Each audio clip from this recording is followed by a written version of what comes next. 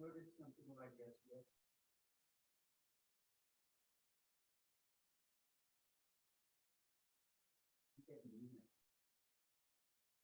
I noticed because I was supposed to set it out at 6 and my Wi-Fi went down, so today I stacked up that email. I know you've been dying to read that. How the heck did I live without the email? But I sent it out today. It actually is the email about the valuation, the pricing of the week. And it's really about the statistics of pricing. So if you want to take a look at how the statistics play out, take a look at it because I think it will how you design your own work. So I'm going to get started now. So let's talk more about pricing. Okay? I'm going to start by presenting you with the challenge that each of you might end up facing once you've finished the pricing of a company. So most of you have finished your valuation. How do I know? Because you got the feedback, presumably you built it in, you got a value for your ship. The next and last part of the project for most of you is to price your company. Find a sector, find a multiple, price your company. So let's say I've done both in my company. And you're going to see in the context of this question why I'm so fixated on using the word price when you use a multiple. So I'm going to stay with the conventional practice. It's calling everything valuation. You've done a discounted cash flow valuation. You come up with $10 per share. The stock is trading at 15. So if I stop right there, it's a no-brainer. See, why do I buy that company? But then you do a pricing for your company against the software sector, which is where it is.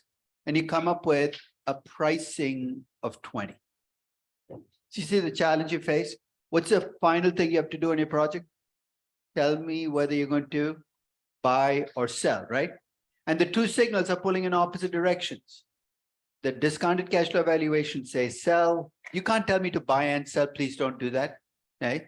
So you got to decide which. So I'm going to read a few statements about what looks like contradictory signals, and you tell me which one you would buy into. The stock is undervalued because its price is less than relative value. It's overvalued because the price is greater than intrinsic value.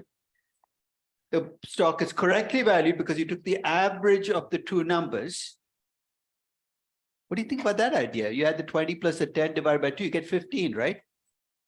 This is like saying I'll be a Muslim for the first half of the day and a Christian for the second half. It doesn't end well because somewhere along the way you have to make choices.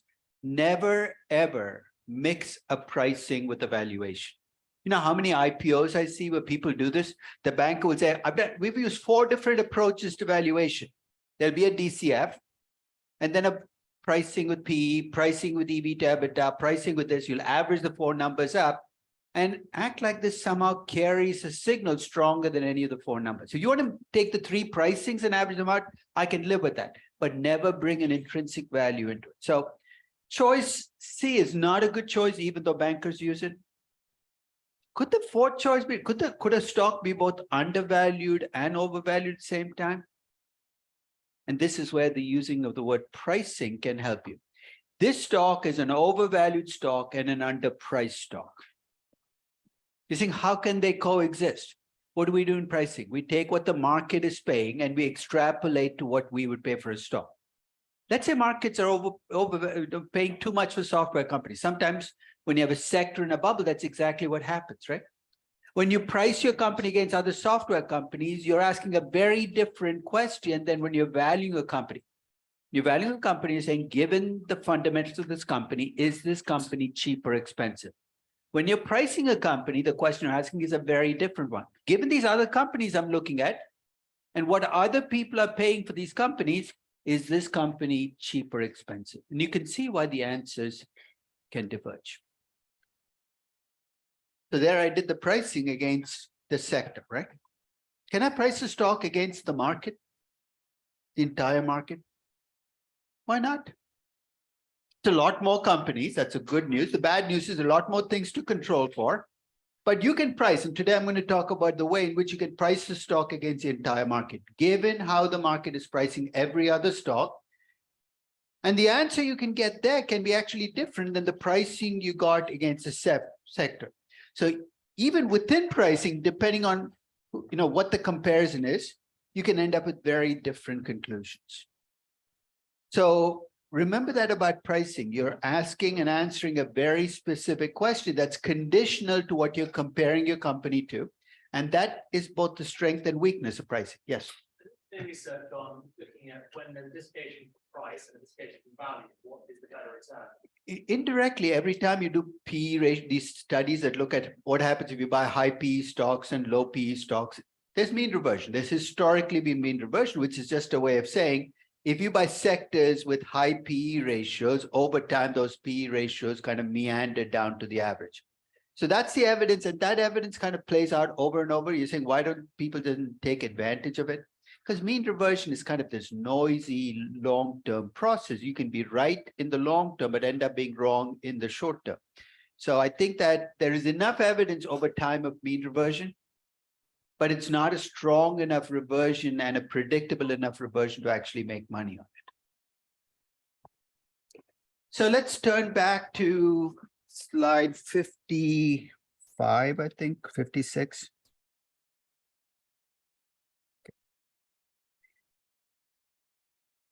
So if you remember last session, it's the most, I mean, I'll be quite honest, of all the sessions I teach in this class, that session is the most tedious one because it's the algebra, it's the equations. I'm glad it's done. But you have to go through it. It's a torture you have to go through. And why do we go through it? What is the objective when you take that dividend discount model and you do the algebra to come up with the intrinsic value equation for price to book and price earnings? What's the end game there? Yes, Lisa. Right. In other words, it gives you the questions you need to ask somebody if they tell you a stock is cheap, right? And that's critical in pricing. That's why we go through it. And on slide 55, I've taken 8 different multiples because I'm sick and tired. I don't want to do any more multiples, but you get the picture now, right? If I ask you, what's the driver EV to EBIT, you should be able to do the algebra. If I ask you, what's the driver for EV to user? So if any of you are in that space, user-based companies, try this out. It's a very good way to come up with a list of questions to ask a user-based company about what the value of a user is. So today I want to move to the next phase. We've defined, we've described, we've analyzed, we're ready to apply, right? And what does application mean? Answering 2 basic questions. The first is, given the firm that I'm trying to price, what is a comparable firm? You're saying that's absurd. We know what it is. It's other companies in the sector. And that's what for pretty close to 80 years on Wall Street, that's what we've used as comparable firms. What does it mean? To price a software company, I look at other software companies. To price a utility, I look at other utilities. Do we have to do it that way though? Implicitly, why do we do that? What are we assuming about software firms that we use a shortcut? Or that they have roughly the same fundamental, the growth, because ultimately it's the growth, the risk, the cash flow. So implicitly, we're hoping, we're praying that companies within a sector are similar enough that we can compare. Are they though? 50 years ago, we did steel companies. They all look roughly the same. It's roughly the same stage of cycle. Today, if you do utilities, they're roughly in the same stage of the cycle. You take software companies today. You got Microsoft in there. You got Adobe in there. You got startup software companies in there. I think that starting assumption is already getting shaky. You're saying, what do we do about this? What's a comparable firm in a discounted cash? If you think in intrinsic value terms, what's a comparable firm? It's a firm with similar cash flows, similar growth, and similar risk, right? If I went through 7,500 US firms and I found firms with similar cash flows, growth, and risk to you, I would argue that's a much better list of comparables than doing what we're doing right now. So I'll give you a couple of statistical ways of doing it because you can't eyeball the data. So I'm going to go look through 7,500 companies, but maybe start to rethink what we mean when we look at comparable firms. But even if you do everything right, and after you've gotten the list of comparable firms, you're going to face a challenge, which is those companies have differences from your company, higher growth or lower risk. We need to figure out a way to control for those differences. You know how equity research analysts do it right now? They tell you a story. So they'll give you a stock with a price earnings ratio of 18. The average for the sector is 15. They say, but this is still a cheap stock because it has higher growth or lower risk. And they leave the story as the explanation, the promise that explains away the gap. Then it doesn't tell me enough to tell me whether 18 is too high still or too low. So today I want to talk about quantifying the difference. And I started on this when we talked about PE ratios across countries. So let's start with that question. You decided to price your stock. You're done with the DCF and you put it away and say, I'm going to price my company. Hi, Professor. Yeah. We're sharing the different screen. Thank you. Thank you for letting me know. It's still on the old screen. Thank you.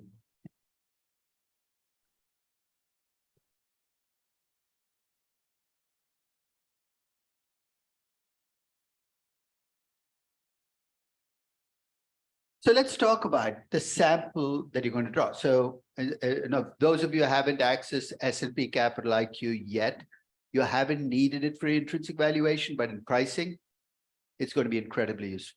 So let's say you get an S&P Capital IQ. You're going to hit that screening tool up on top, and you're going to get a whole host of criteria that you can screen on. So you say, okay, I'm going to screen by geography. I want to look at only US companies. So click off US.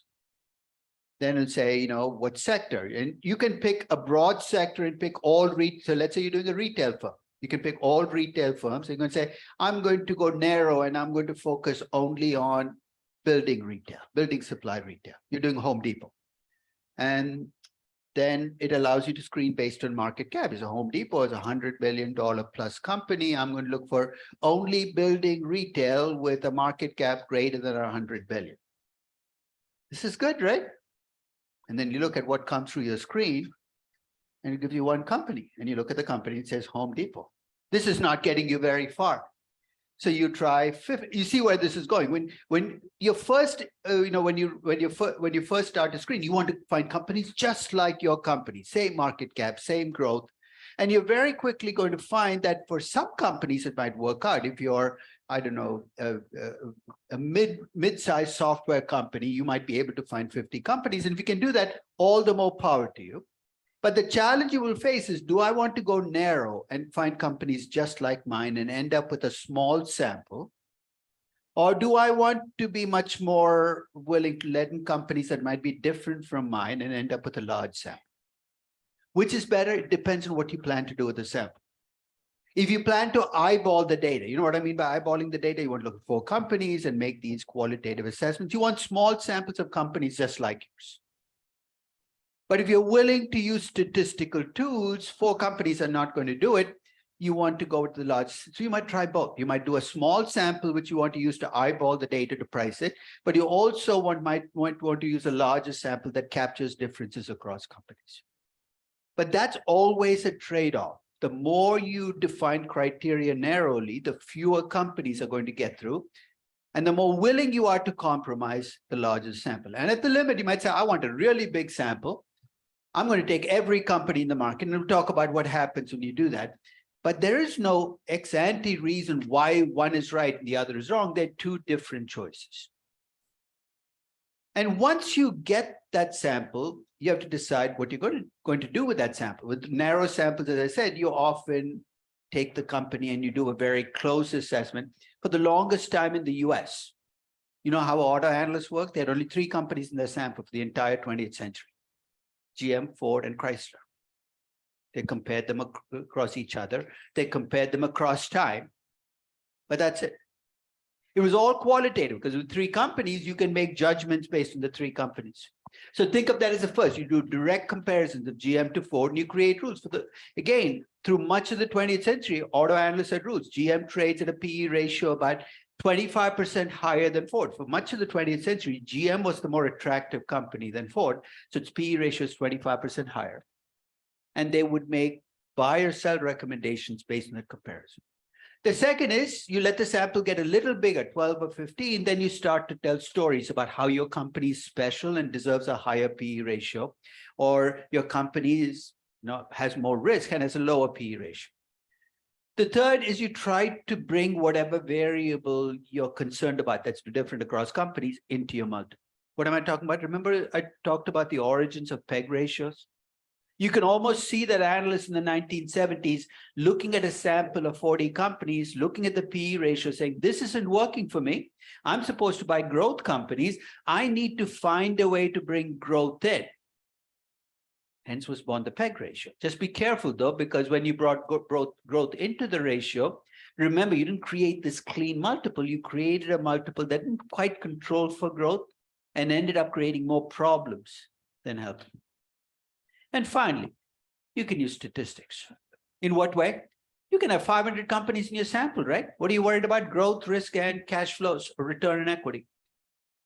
You can essentially bring in those controls into your statistical techniques and essentially compare companies across very large samples. So I'm going to play the role again of an equity research analyst. I'm going to take you through a series of recommendations I'm going to give you. Now you have the tools to ask me the right questions.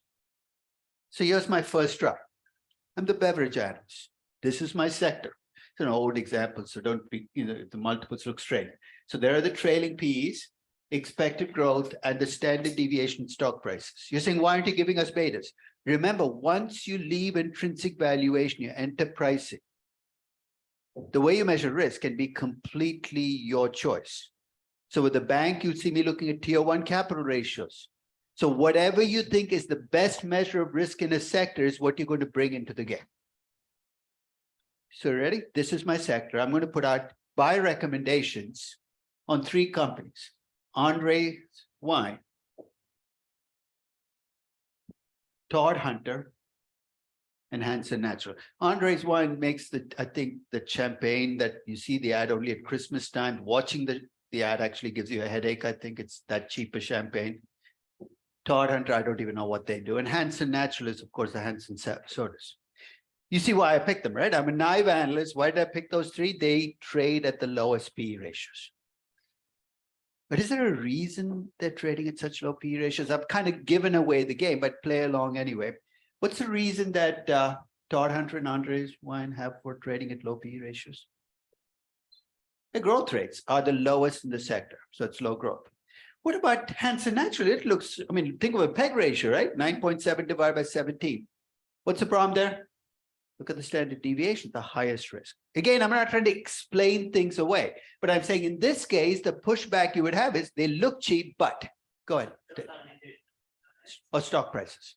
But I could have used standard deviation in earnings if you felt that was a better measure of risk. As I said, the choice you make for measuring risk can be very sector specific as well, because it's whatever you think about as risk. So in pharmaceuticals, it might be the patent life left on the biggest blockbuster drug, because that's what you might worry about is the biggest risk. So be creative in thinking about risk, conditioned on the fact you now have to go collect the data on that risk measure. So stocks look cheap, but they have a good reason for being cheap. At this stage, though, all I can do is wave my hands. And this is why I increasingly started drawing on statistics, because I got sick and tired of on the one hand, on the other hand, but ultimately I've got to make a buy or a sell recommendation. So pick up any sector, look down and see if you can see an obvious reason why a stock trades at the lowest price to book or the lowest EV to sales, and it's usually going to stick out for you. I get fired as a beverage analyst after that buy recommendation went out. I land on my feet. I'm now the telecom ADR analyst. Let me give you some perspective. Until the 1980s and 90s, the only publicly traded telecom companies in the world were in the US. The rest of the world, telecom used to be owned by the government. And then you had a whole host of privatization through the 1980s and 90s. Those companies became public companies, but many of them had listings in the US, and that's what the ADR component. The nice thing about ADRs is, in theory, at least, the earnings per share are computed using GAAP for all of them. So remember, we talked about uniform rules applying. So I've computed the PE ratio for all of these companies. Again, I'm going to play the role of an analyst. And I said, hey, buy the cheaper stocks. You can see where I'm going to go. I'm going to go to Indosat and Telebras because they have the lowest PE ratios. These are all telecom ADRs, but if you go down the list, you notice that some of them are emerging market telecom ADRs. And remember, in the 1990s, emerging markets were really emerging markets. And the divide between developed and emerging markets was huge. And some are, you've got the Danish telecom company, the British telecom company. So there are some developed market ADRs and some emerging market ADRs.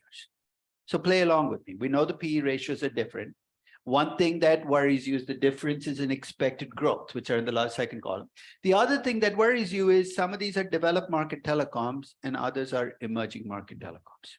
Indosat and Telebras have two things working against them. One is they have low growth, and the second is they're both emerging market companies. So rather than do what I did in the beverage group, where I kind of waved my hand and said, I don't know what to do next, I ran a regression. My dependent variable is the PE ratio. That's what I'm trying to explain. There's an intercept, ignore that. There's a growth rate. So basically that captures the growth effect. How do I read the 121? For every 1% difference in growth across these telecom companies, the PE increases by 1.21. So if your company has a 5% higher growth rate than mine, I'd expect your PE ratio to be roughly 6 higher than mine, 5 times 1.21. You're saying, what is this? This is a dummy variable. You know what a dummy variable is? It takes on a value of either 0 or 1. And I went through my data set of telecom companies. And for the emerging market telecom companies, I put in a 1. And for developed market telecom companies, I put in a 0. So telling the regression, these are my emerging market companies. These are my developed market companies. Are they different? That's what the coefficient tells you. And in this case, the coefficient is minus 13.85. What does that mean? I take two telecom companies at the end of the 1990s. They both have the exact same growth rate. One is a developed market telecom. The other is an emerging market telecom. The emerging market telecom company has a PE ratio 13.85 lower than the developed market telecom company. Why? Because the market is pricing in country risk. Pricing in country risk, as opposed to what an intrinsic valuation would have built it as a big risk premium, had a higher discount rate. Here we're saying, no, we can't do that. We're going to let the market tell us how much it's discounted. Now, is there the problem with 0-1 is I'm treating all emerging market companies as being in the same bucket. Is there a continuous variable I could have used for risk here? I could have used a country risk score. I could have used a rating. I could have used, something else if I wanted to got a continuous measure. At the time that I did this, I really didn't have PRS risk scores. I had ratings, but the problem with ratings is they're alphabets, right? You can't put alphabets into regression. You might have to convert them into a number. I was too lazy. That's why I made the 0-1. But 0-1 is actually very good when you have something discrete separating companies, regulated versus unregulated companies. It's a way in which you capture the risk. Yes. Do you use inflation here? Well, inflation affects all. So in a sense, you're saying high inflation countries with low inflation countries. I could have, but in the sense I'm doing it all in dollars in the US. I'm not doing it in different currencies. So if I'd done them by pulling PE ratios from localized markets, I'd have had to deal with inflation and interest rates. But here I didn't have to do it. Everything was, in a sense, dollarized, including the growth rates. If I went to inflation, then I'd have to talk about nominal inflation changing those growth rates as well. Now, why was I doing this? Because I wanted to see if Indosat and Telebras were cheap, right? If I take my Telebras numbers, for instance, and plug it into that regression, the 7.5% low growth rate, and the fact that it's an emerging market company, I get a predicted PE of 8.35. Remember, it looked attractive at 8.9 times earnings. After I control for the low growth and the high risk, it actually is a little bit overvalued. Same thing for Indosat. Both those companies look cheap, but once you control for the differences in growth and risk, they're overvalued. I mean, it might be personal. I feel much more comfortable with my pricing when I do this than when I tell a story and I go on the one, because at the end of the storytelling, I say, I have no idea what I'm talking about anymore. I can tell to give you a sense of direction, but unless you have something so obviously mispriced, you're kind of stuck. So I'm not saying statistics should replace you doing things, but it's a tool. It's a tool that lets you control for differences and bring in those effects. And sometimes a tool can surprise you. Could the emerging market dummy have had a 0 coefficient?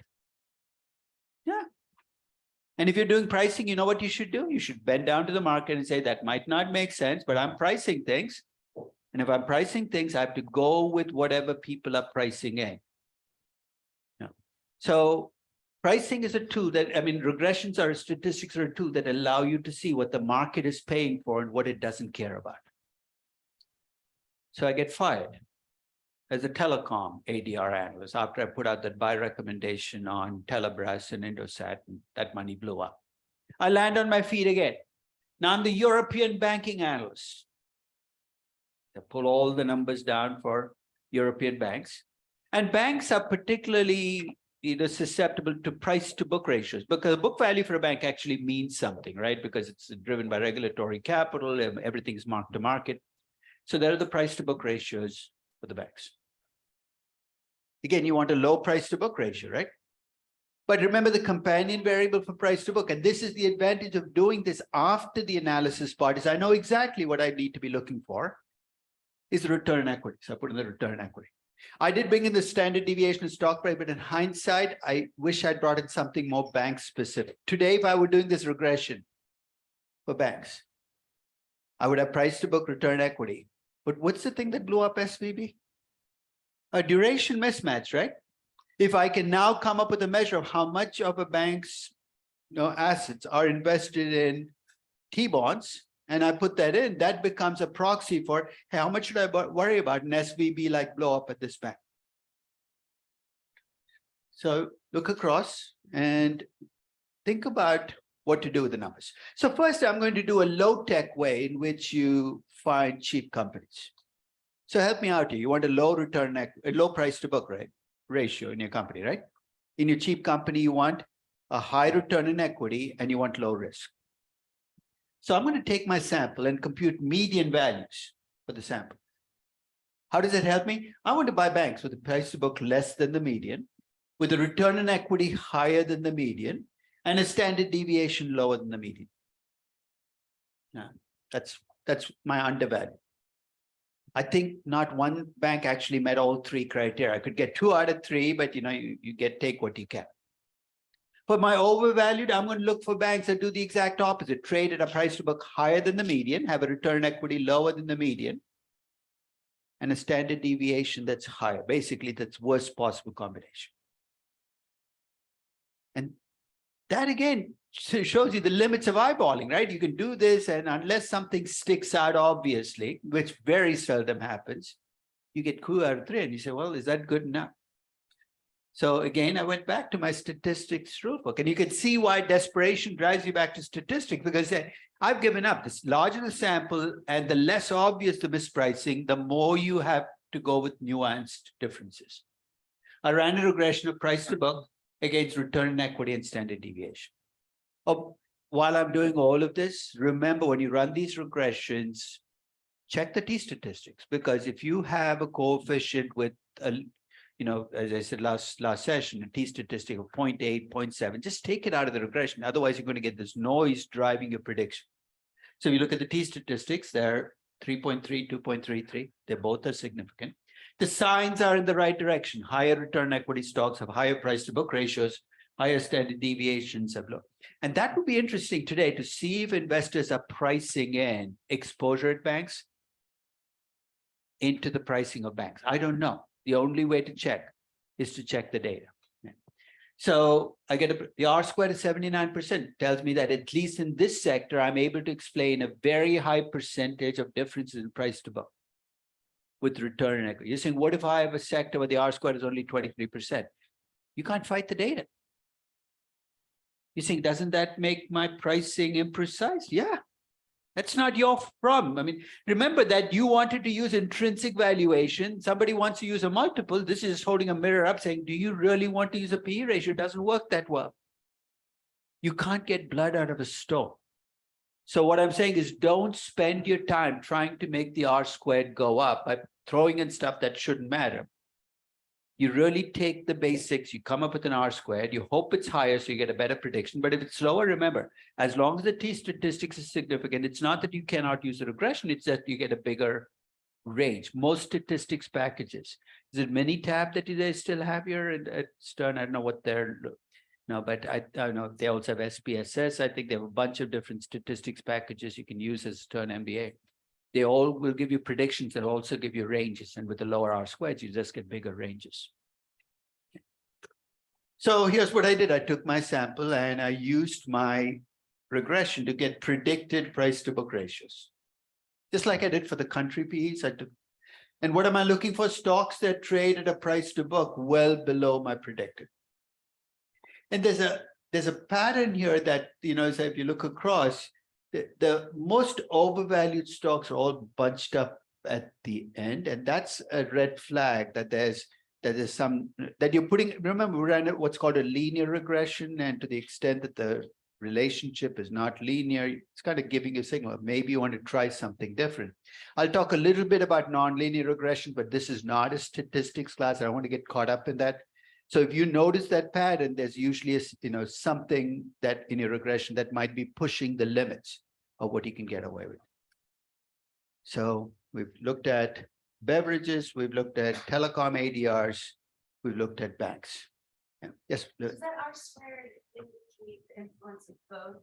Yeah, R squares and T statistics go together, right? When you get high R squares, you get high T statistics.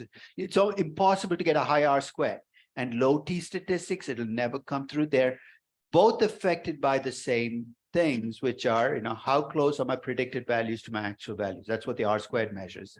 The T statistics just break down the individual coefficients. So you can have a high R squared, high T statistics on two of your variables, and a very low T statistic on one. So with a multiple regression, it's just saying, take the low T statistic variable out, run it with just the two. You'll get roughly the same R squared, but now you have a prediction that might be a better one because you don't have the noise term in there. Yes. You're talking about the variable that relates inversely to R squared. You're talking about the residuals. Yeah, they're all linked together, right? Because think of what we're doing here. We're taking actual points, we're taking a predicted point, we're looking at the difference between your prediction and your actual.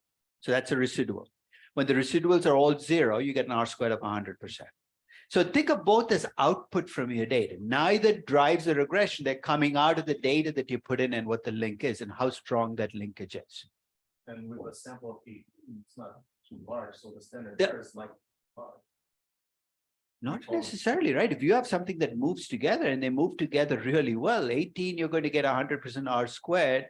If the movement is perfect. I'll tell you, the less strong the link is, the more you want a larger sample size because you worry about it. If the link is strong, with 20, you're going to get it, right? So if you look at interest rates and PE ratios, you don't need a large sample. You put in 20 numbers, you're going to see very quickly the link is strong enough. Here's the other factor to keep in mind. When you have a small sample, the number of variables thrown to regression, obviously the more, it's a mathematical reality, the more variables I let you throw into regression, the higher your R squared will get because you're throwing in more stuff. But if you have a small sample, you got to get that becomes really dangerous. With a sample of 18, most I can get away with is 2 independent variables. If I throw in a third one, strange things will start happening. I might get a great looking regression, but it's not going to work. So here's my suggestion. As you put together your samples, if you end up with a sample of 20, 21, 22 companies to price your company, stick with 1 or 2 variables in your regression. Because you throw in every variable that's there's no supposed to matter. In other words, don't look at the analysis. Oh, price to book, you should have return equity, you should have beta, you should have growth rate, you should have payout ratio, and you feel the urge to throw all 4 in. Before you do that, check your sample. If you have only 25 firms, start with the strongest variable and very gingerly try a second one and then stop. Okay. It doesn't have to be 2 of the 4 randomly, the 2 strongest ones. If you have a sample of 50 and you want to throw in all 4, do so, but check to see that they're all still significant. So it's almost you try and so both the sample and your regression, you might have to do 2 or 3 iterations before you converge on something that works for you. And there will be some of you who will find none of the regressions work. As I said, you can't fight the data, in which case, what should you do? Just compare to the average of the industry and say, thank God I'm not pricing. Remember, you get to decide which one you're going to base your recommendation on. And if you're having a really tough time getting your pricing nailed down, it's going to be an input in which one do I trust more, the intrinsic valuation of the pricing. Here, I'm going to expand the sample a little bit more. I took the 100 largest market cap companies in the US. I do this almost every year. I haven't done it this year. If I get a chance, I'll do it over the next week and send you the sample. It's fun to do because you take 100 largest market cap, you get all kinds of companies. You get software companies, you get a few banks, you get a manufacturing company. Get a couple of insurance companies, very different companies. I take the price to book ratios and the return equity. It's called a scatter plot. Remember those from statistics? You take each company. So each of those points is one of the 100 companies. And if you do this in a statistics package and you do a scatter plot, almost every scatter plot, package that I see asks you a question. Do you want me to put a best fit line through those points, which is really a regression line? Say yes. It's costed nothing, let it do it. Say, do you want me to put confidence intervals? Say yes again, because what it's doing then is it's taking the R squared of the regression and coming up with that 90th percentile and the 10th percentile. See those two lines? Those are the, what do you see? Most of my 100 companies are falling between them. These are the 100 largest market companies. If they were all falling, outside the line, you should be really worried. Most companies are not going to be so massively mispriced that they're all noise. So there are companies though that fall above and below the line. This was in 2010. So as I go through these companies, I want you to think about it, because first choice is you saying they must be overvalued or undervalued. But before you do that, I want you to ask, is there something we could be missing? Because all I'm doing is looking at price to book versus return equity, right? Above the line, are these my overvalued or undervalued stocks? Overpriced or underpriced? They're my overpriced. I've Googled Infosys and Gilead. Gilead was a young growth pharmaceutical company. What do they share in common? They're growth companies and maybe even intangible assets. So already you're saying, maybe I'm missing something in my regression.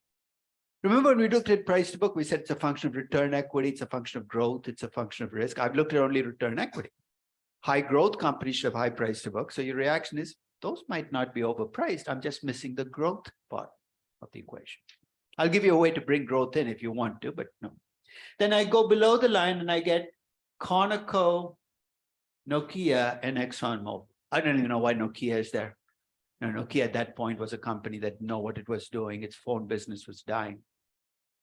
Conoco and ExxonMobil, again, antenna should start. They're both oil companies. And when you get two companies from the same sector looking undervalued, they might be undervalued.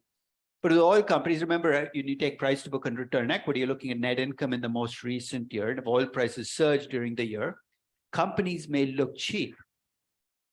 It looks like I'm just explaining away the difference. With the 100 largest market cap companies, I'm going to try to explain away the differences first before I do something rash.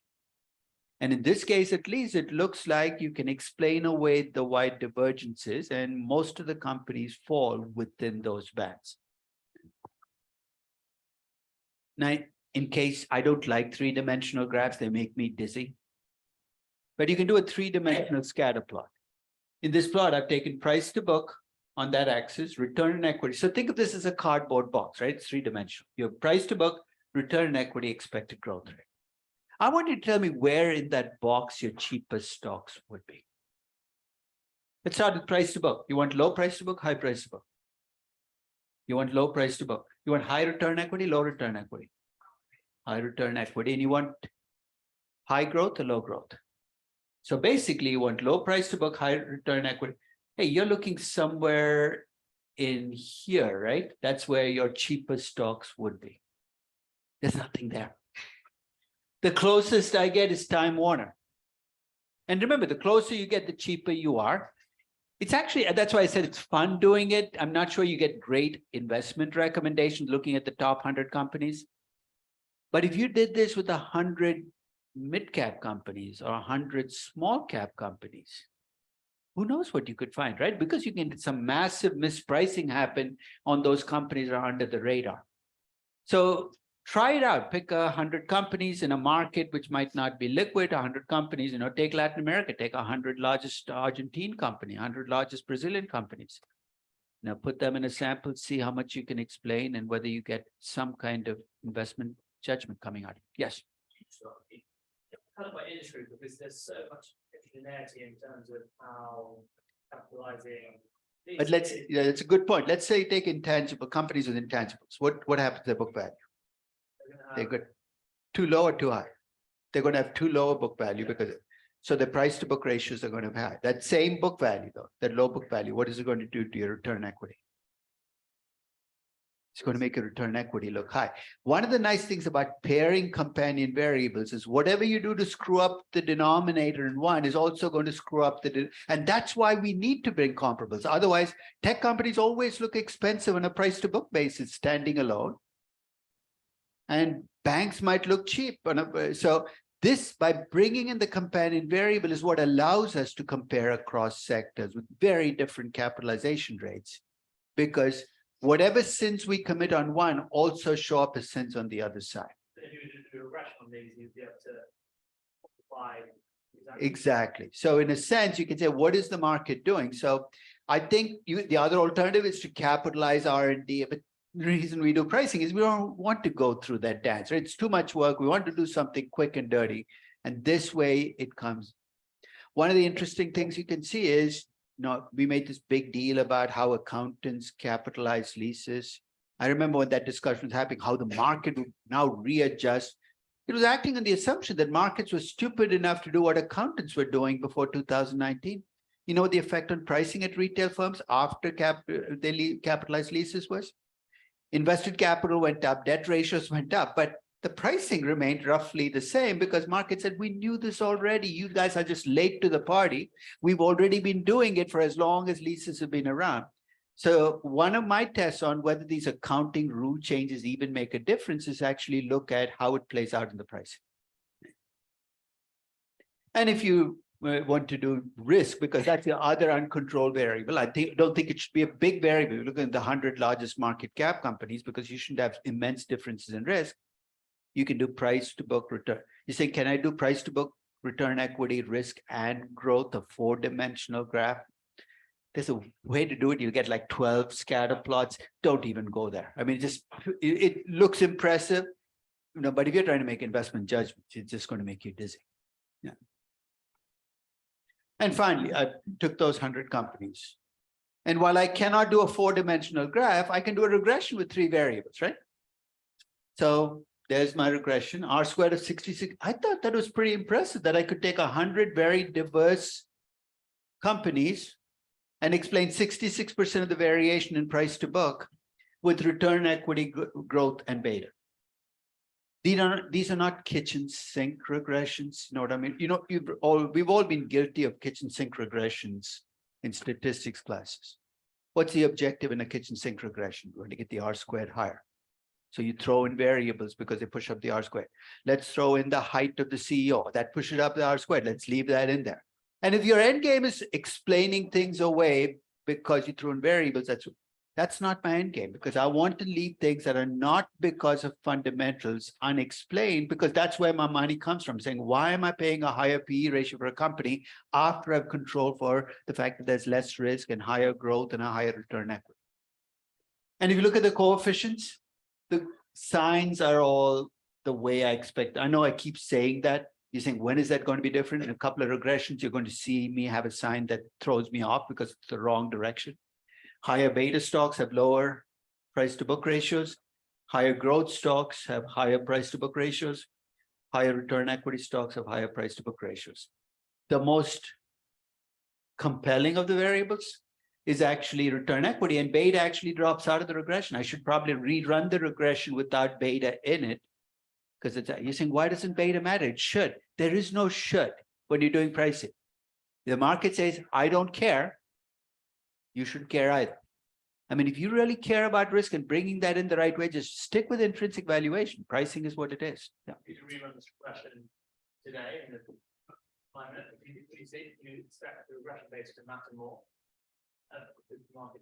It could be, but the 100 largest market cap, I might still be stuck with this fact that there aren't enough differences in risk there, which are wide enough to explain differences in pricing.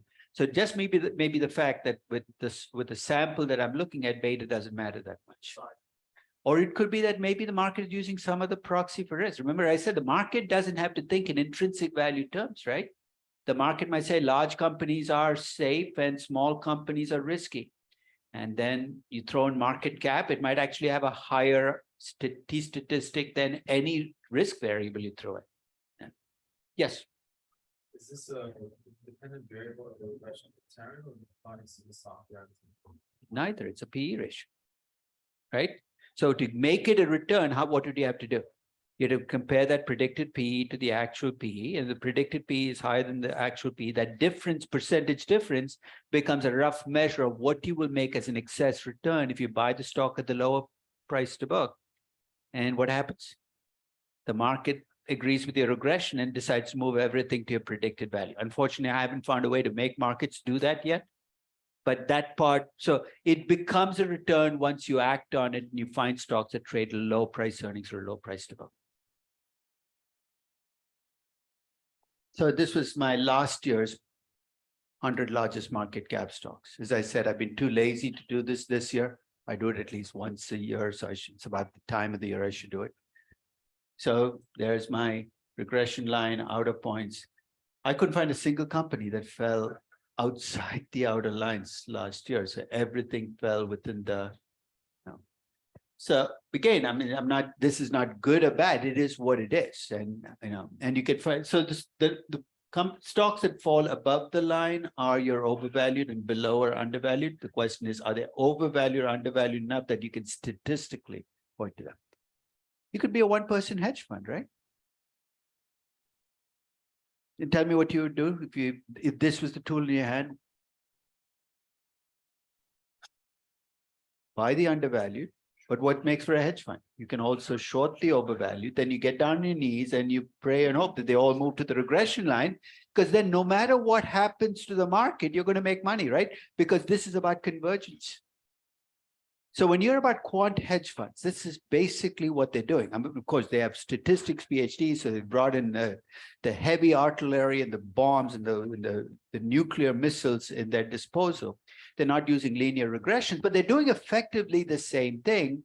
Is you can think of this gigantic scatter plot that they've created with all the data and all the tools, and then they're buying the undervalued, selling the overvalued, and hoping for convergence. It's a pricing game. It's not a valuation game. And this is why in a hedge fund, I'm not surprised that they don't do intrinsic valuation, because if you can get the pricing right, you can get the convergence right. Who cares what the value of something is and how it plays out over time? That's, I think, 90% confidence interval. So basically, it allows you, most statistics package will ask you whether you want 95%, 90%, 67%. 67% will basically mean 1/3 of the time you're wrong. So the range will get, it'll become tighter if you use 67%. But I use the 90% confidence interval. The R, you can see the R squared was actually much lower in this regression. There's a lot more divergence across, which is part of why if you look at the width of and this is why I said, if you have low R squareds, you're going to see a much bigger band. It makes it more difficult to rule out that this is just statistical noise. That's why, if you ask me, is the R squared of 16% worse? Of course it's worse, because it gives me a wider band. But it's worse because I can't make decisions based on it, because everything starts to fall within the bands. So I get fired as 100 largest market cap analyst. I don't think there's such an analyst. So now I'm in my 5th job. I'm now the trucking analyst. I'm moving down into the most boring sector in the world. So this is my trucking sector. There's my EV to EBITDA multiple for these sectors. Again, remind me, EV to EBITDA is low, is cheap. So I'm going to put out a buy recommendation. I picked Ryder Systems. Why not KLLM? I don't even know what KLLM does. Ryder Systems, I've seen the trucks on the road. It's a mild form of familiarity. So I know that name. And it's trading at 2.81 times EBITDA. This is good, right? 6 times EBITDA. This is 2.8 times EBITDA. You already have the ammunition to ask me questions. So rule out the reasons why this company deserves to be cheap. One is growth, right? So what's the growth rate? These are all trucking companies in the US, roughly the same, low growth, 4-5% growth. So that's not the issue. Keep moving. What is the first variable we talked about with EV to EBITDA? Because it's a pre-tax number. We asked about the tax rate, right? You asked me what the tax rate is, but again, if I could show you the effective tax rates, they all look the same. So it's not the growth, it's not the tax rate. I looked at the return on capital, hoping that, this company had really low return on capital. That explained it away. It wasn't return on capital, which brought me to reinvestment. And there's something about trucking businesses that I've got to kind of fill in the details. The way trucking companies reinvest, they replace their entire fleet every 5, 6, 7 years. Why? Because you get discounts if you do a entire, So ask me the question about reinvestment rather than ask me what the reinvestment is. How would you reframe that question?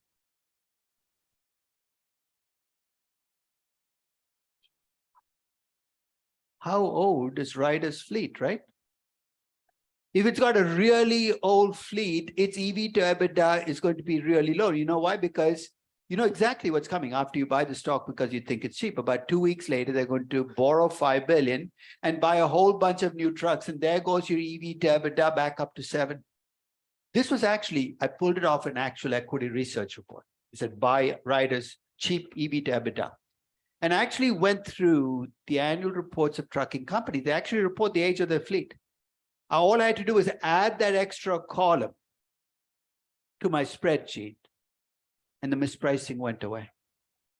So that's what I meant about lazy pricing. It's not that, you shouldn't use EV to EBITDA, but ask the questions at least before you put a buy recommendation. In this case, the reason Ryder Systems has a low EV to EBITDA is that the oldest fleet, it was on the verge of replacing that fleet and issuing capital. The minute you do that, remember, your EV is going to start to go up with that $4 billion.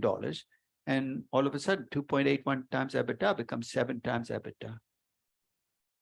So when you use a multiple and people ask, what's the best multiple? I don't care what multiple you use, as long as you ask the right follow-up questions, because that's really what's going to separate whether you're doing good pricing or shoddy pricing. So now I'm getting used to getting fired. I get fired as the trucking analyst. I'm now the grocery store business. Talk about boring to even more boring, right? Characterize grocery store business in the US. Low growth or high growth? Low growth. Low margin, high margin? No margin. Talk about boring stories, right? I mean, how exciting can your story be if you're valuing Kroger? Low growth, low margin, nothing's going to change. No. So I looked at the pricing of groceries, and this was, I think, in 2000, maybe 2007. So there are all the grocery stores. I did a scatter plot and there are all the grocery stores nicely behaving themselves. And then there's an outlier. That was the original Whole Foods. I mean, Whole Foods grocery analysts were thrown to a loop by Whole Foods because it was very different from everybody else, right? Why did this much higher margin strategy, higher price strategy? And their initial reaction was, this stock is massively over, but then they tried to explain away, but it has a high margin, therefore it's okay. So in 2007, when I first looked at Whole Foods, I looked at that, then I'm going to stick with price to sales. I know it's not internally, I should have used EV to sales. I did a price to sales regression. I plugged in the higher margins that Whole Foods had into that, came up with the predicted price to sales. And I said, you can tell me all the stories you want about high margins. They can explain why Whole Foods should have a higher price to sale, but not what it's trading at. And then I forgot all about it. A year later, I revisited the regression. There's you say, where the heck is Whole Foods? It's gone from way above the line to almost the lowest price stock in the line. Why? They had some bad surprise happen, the stock price collapsed. This is what happens when you get a disruptor in a place that investors don't understand. They overshoot and then they undershoot. And there's Whole Foods in 2010. Where is it? I think it falls close to the line, right? Oh, there's back to being overpriced. 2007, 2008. It's almost like watching a manic. It's really a manic depressive stock, right? There's no middle ground. Say, get something to kind of soothe your moods. And finally, you get to 2012. I think I've taken it out. Whole Foods is right on the line. It's not just mean reversion. It's people understanding how to price a higher margin stock. It takes a while. And almost every time I see a new player enter a market, with Tesla in the automobile business, they shoot, overshoot, undershoot, it takes a while, which you might think of as a bad thing, but that's your opportunity as an investor, because when you value these companies, you're going to see that same kind of it's one reason why I keep valuing Tesla every year. I get a whole lot of abuse for doing it. But to me, it's a stock that it'll take a while to get it right, especially if you add a CEO who kind of distracts you along the way. That kind of adds to the mispricing. By 2012, markets had learned how to price Whole Foods. And then 2015, I take a look at the grocery business again. And now there's a new player in town. A company called Sprouts on the West Coast. It's the new entrant into the higher price, higher margin business. It's like Whole Foods without being Whole Foods. It's a very different kind of business model. I haven't tracked Sprouts since, but my guess is by 2023, people have figured out how to price Sprouts. Whole Foods is now gone once Amazon bought it.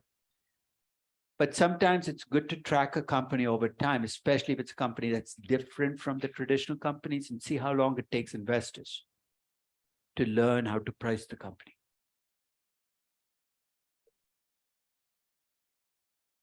So let's say you've seen all these regressions. One of the nice things is something works, right, to explain the pricing. So you get ready, you're going to do your pricing, you're sure you're going to get a regression with a 60% R squared, and there's a nice regression, you plug the numbers in. You put a scatter plot. It's actually in 2000, remember the Amazon valuation I showed you? At the same time, I decided to price Amazon. By looking at other .com companies, I did a scatter plot of price to sales against net profit margin. Again, I should have probably done EV to sales and operating margin, not much of a difference in this sector because very few companies. And I looked at the scatter plot, my stomach dropped. What do you see here? A shotgun blast, right? That's basically, if you ask me, well, can I fit a line? I have no idea what kind of line would fit. If I run a regression of price to sales against net margin, what kind of R squared do you think I'm going to get? A really crappy R squared. Undaunted, I decided to run the regression anyway. And it didn't surprise me. R squared was 4%, saying, hey, what are you doing? Why are you running a regression on us? We don't relate to each other. And even scary, you look at the coefficient on the net margin. It's negative. How would I read it? The more negative your margin, the higher your price to sales ratio. I think a few .com companies took this to heart. You lost money, we can lose even more. You lost $1 billion, we can lose too. It sounds absurd, but it reflects the fact that this is a young business. Nobody is pricing companies based on what they made last year. What are they pricing these companies on? Hope, what they think they will make in the future, how much they will grow. And also the presumption that some of them will fail and some of them will succeed. Some of you have sectors like this, young companies, cloud companies, AI companies. Your regressions are going to look like my regressions. So I'm going to give you a couple of ways in which you can still do pricing in the sector, because you still have to do pricing. The first is to look past those traditional, very rigid ways of price to sales, EV to sales versus margin, price to book against return equity, and think about what investors are looking at when they price these companies. So when I looked at .com companies in 2000, I said, they're not looking at margins last year. They want high growth companies over low growth companies. So I threw in a revenue growth.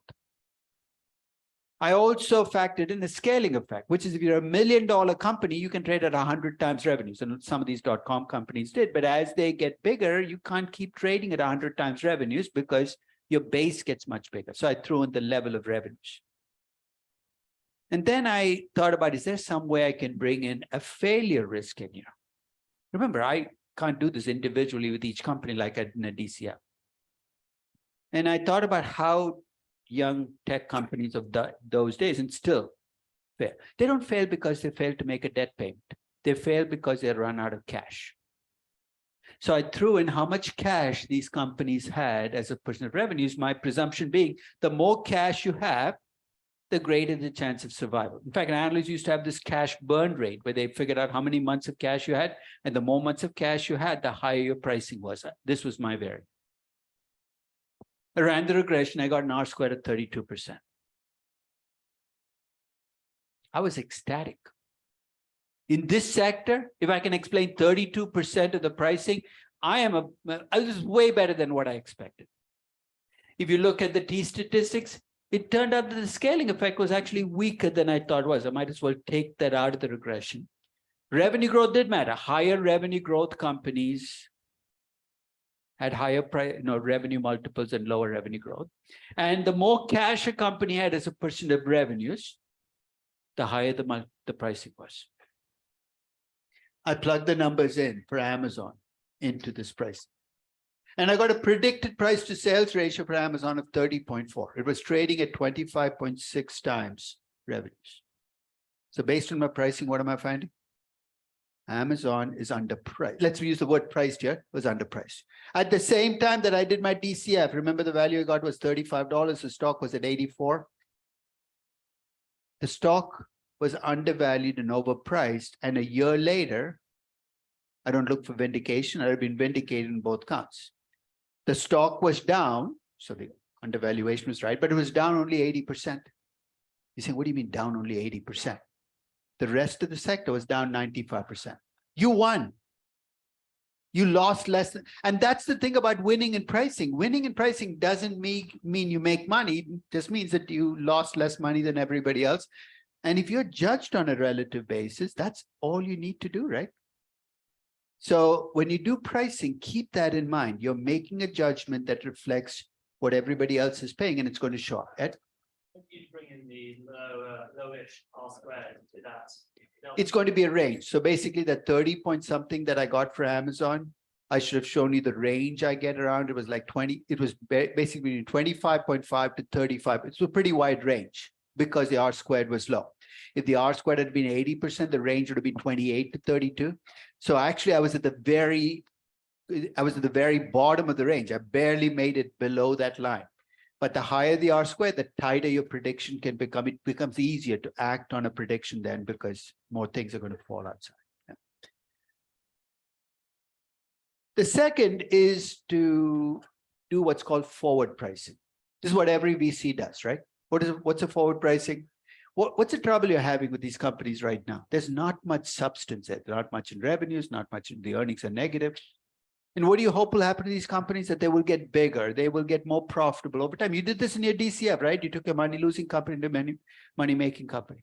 So rather than pricing based on today's numbers, you price on numbers in year 5 or 10 where you have more substance in the company. This sounds like an easy out, right? So you take revenues in year 10. You apply an EV to sales multiple. You get, this is what bankers do for their terminal value, but here you're doing it much more honestly. You're doing it as a pricing.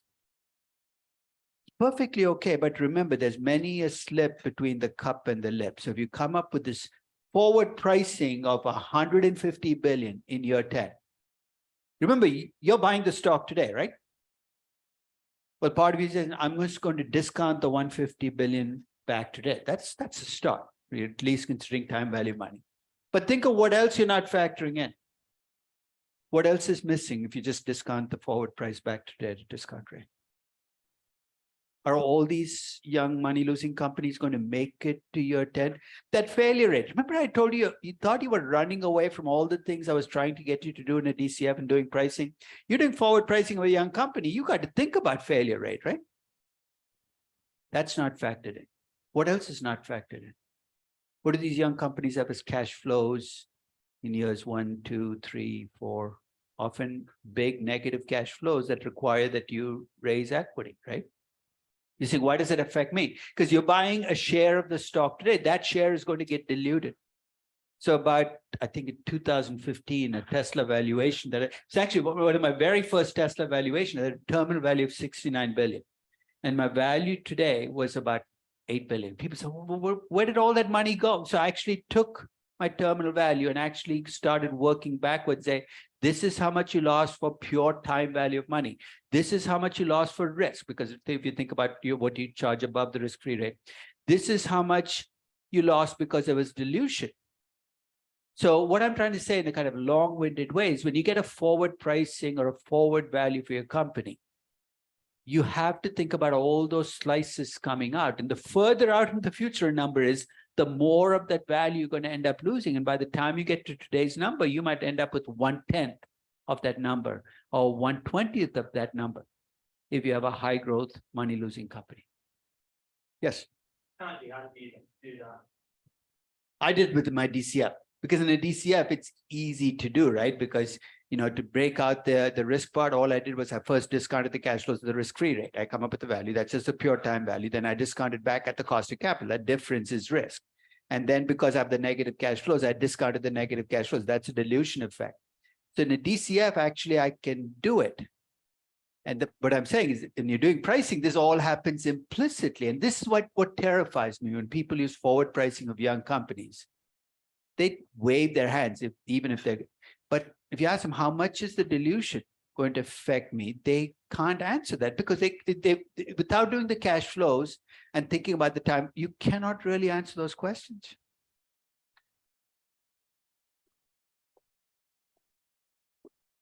So keep that, keep those factors in mind as you price.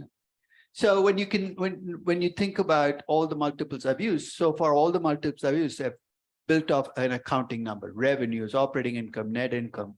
And those are the multiples we most often see and use.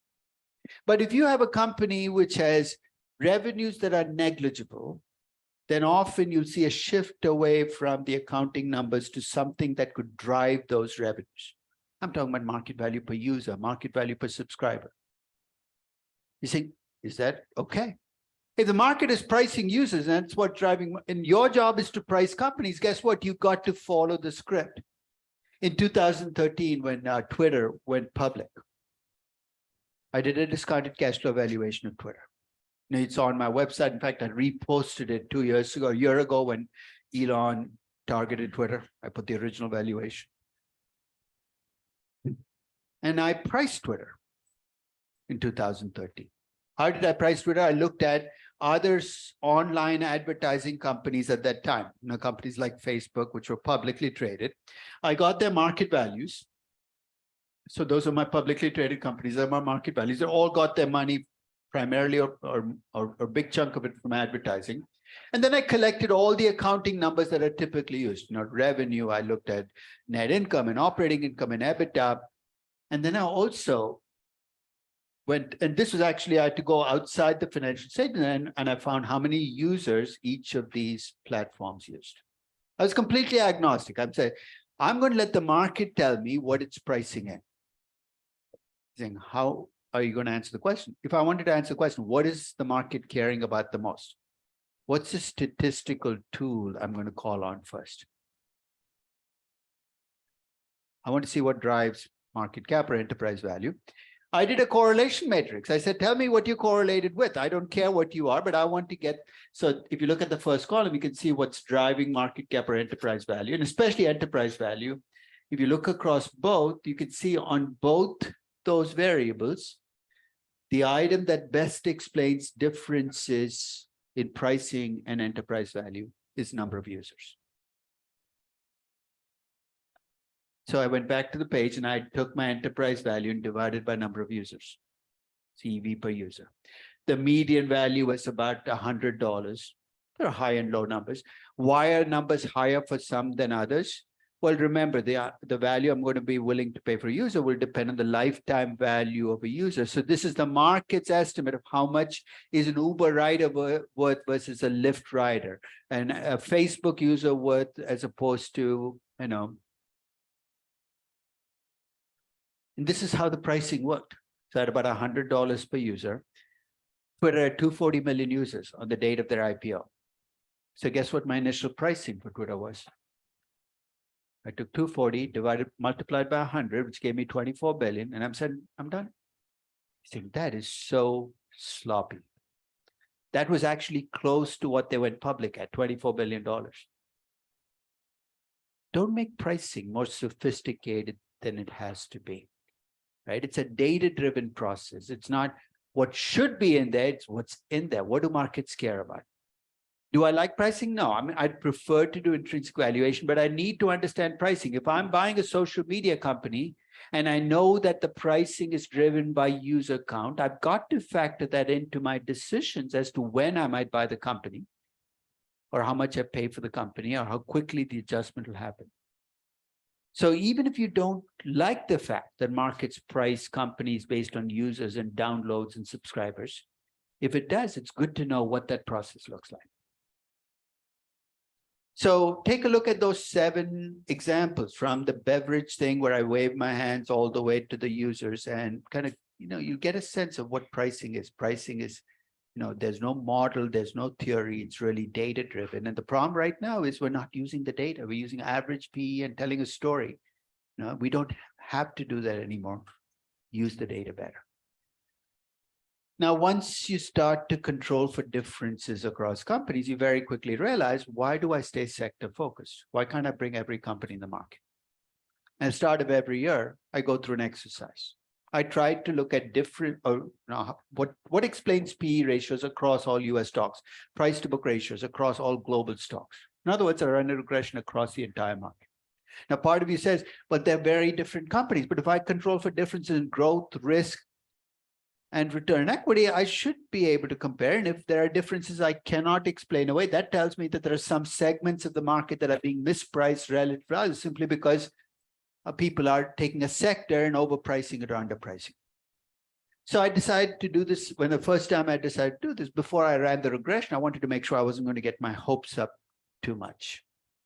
So if you're trying to explain PE ratios, remember growth and risk and payout are the variables that should drive PE.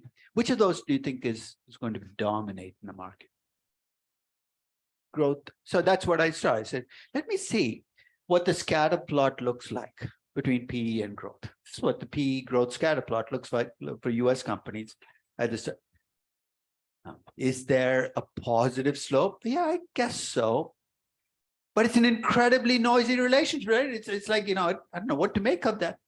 So already I can see what the R squared is going to look like in the regression. If this is my strongest variable and this is what it looks like, I'm not expecting an 80% R squared. My expectations are coming down significantly even if I run the regression. But I ran the regression anyway. I got an R squared of 25%. I was actually pleasantly surprised. I was expecting a lower R squared.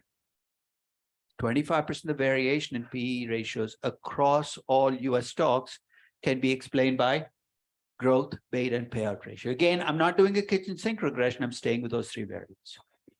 Let's look at the coefficients. Higher growth companies have higher PE ratios. Make sense? Good. T statistic, significant, 10.42.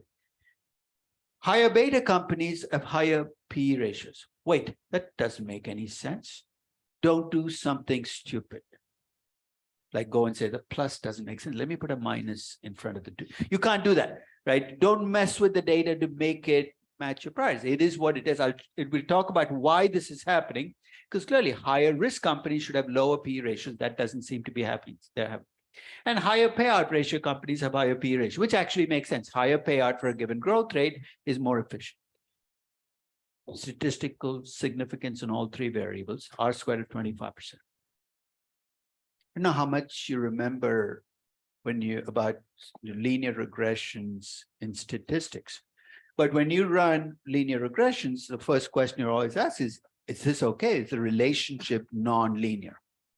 There are actually statistical tests for non-linearity you can run. With PE and growth, it's not a big deal. It is pretty close linear, but with other ratios, it might become an issue. The second is, when you run a regression, the coefficients are going to keep shifting on you. It's called non-stationarity. The data keeps moving. You're getting a regression that will work for the moment, but very quickly fall apart. And there's a third word that you often hear in statistics classes that you try to forget very quickly because you say, what the hell does that even mean? It's called multicollinearity. And here's what it's talking about. When you run a multiple regression, the independent variables are supposed to be independent of each other. And if they're correlated with each other, it's called multicollinearity. So I remember listening to this in statistics. So who the hell cares? I should have listened better. What are my 3 variables in my regression? Payout, growth, and beta. There isn't a snowball's chance in hell that these are going to be uncorrelated with each other. Why? High growth stocks will tend to have low payout ratios and high betas. In fact, in fact, you can't find 3 financial variables that are uncorrelated with each other because the nature of business is what drives one often drives the other. And I can back that up if I take I have a correlation matrix somewhere. I'll show you the correlation matrix. You'll see that you don't see zeros as the correlation between them. You're saying, why does that matter?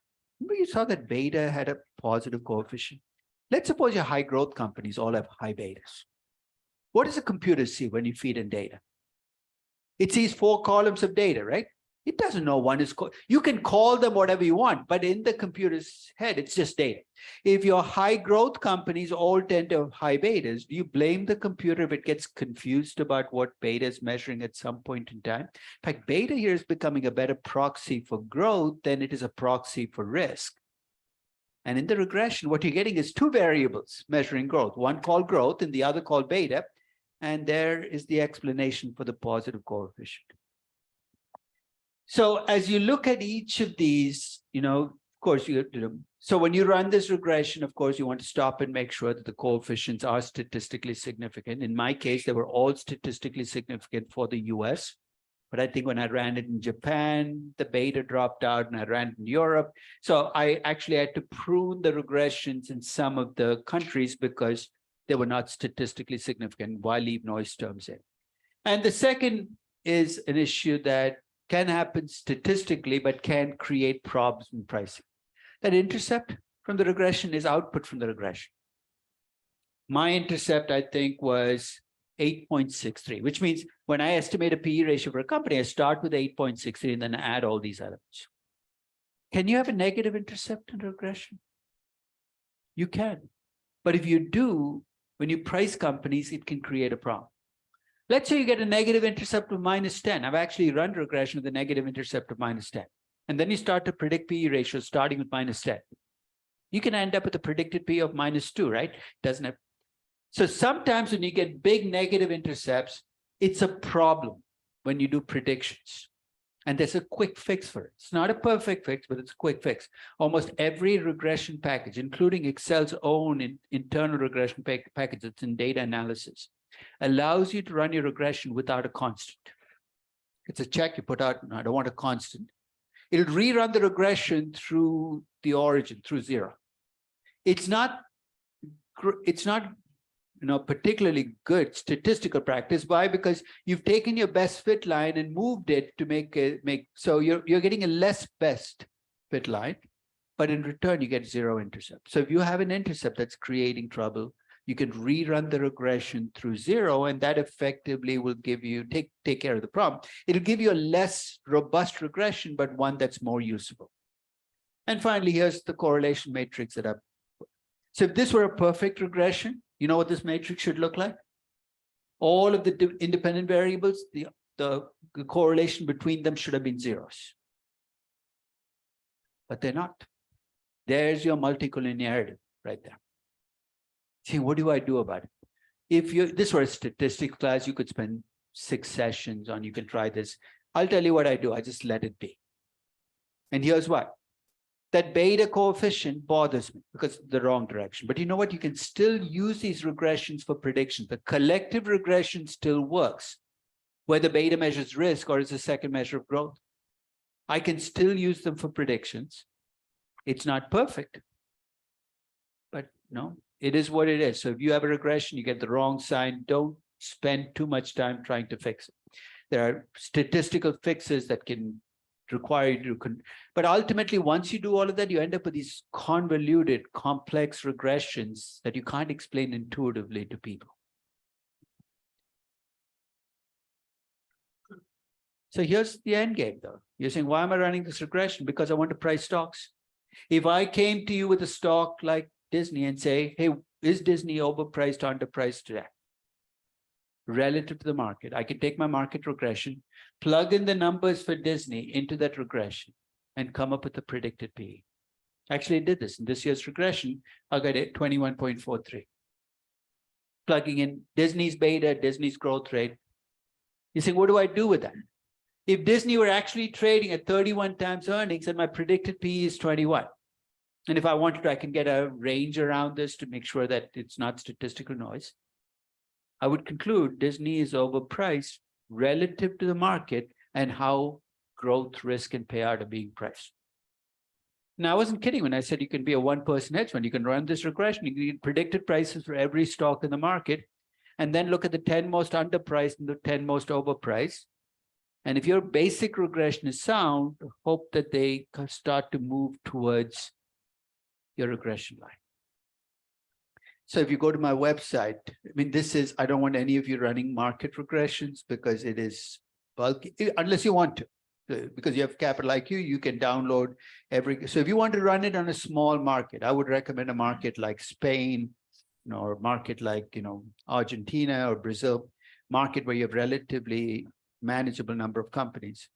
Pick a variable, I would say price to book or EV to sales. The price earnings always has the lowest R squared. It's the toughest of the multiples to explain because the earnings number is too volatile. Pick either revenues or, or book value. Download the numbers for that market.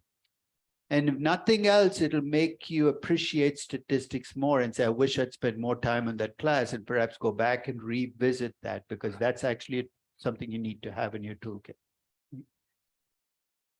One final point, and we'll end for the day. If you look at the coefficient that in that regression on the growth rate, I think the coefficient I got for the growth rate was 0.462.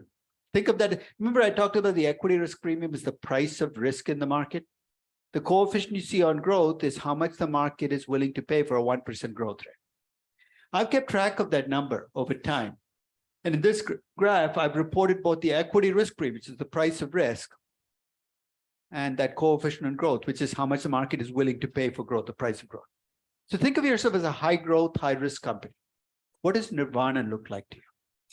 You want a low price for risk, a low equity risk premium, and a high price for growth, right? Because the market is paying a huge price for growth. That's basically what 2000 looked like. At the peak of the dot-com boom, your risk premiums were tiny, the price of growth was high. You're a high growth, high risk company. I paid 500 times earnings. Your worst case scenario with that company, if the equity risk premium soars and the price of growth drops off. Because now you're not getting paid much for growth, you're getting punished for being risky. 2023 looked closer to that at the start of 2023. It's improved since. So if I reran this regression now, my guess is the growth coefficient has gone up. Market seems to be willing to pay for growth again. But we started this year with the market saying, hey, growth, not that impressed. Risk, I care a lot. So that actually is a combination I keep my eye on when I think about why a growth company is doing better or worse than the market. Is that combination is what drives the pricing of high risk, high growth companies.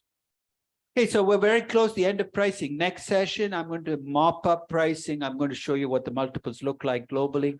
And then we're going to move on to valuing private companies and look, I think first asset-based valuation comes first, some of the parts, liquidation valuation. But we're getting to that end game here where we're mopping up and bringing things back onto the table. So we pretty much cover everything. So I will see you on Monday.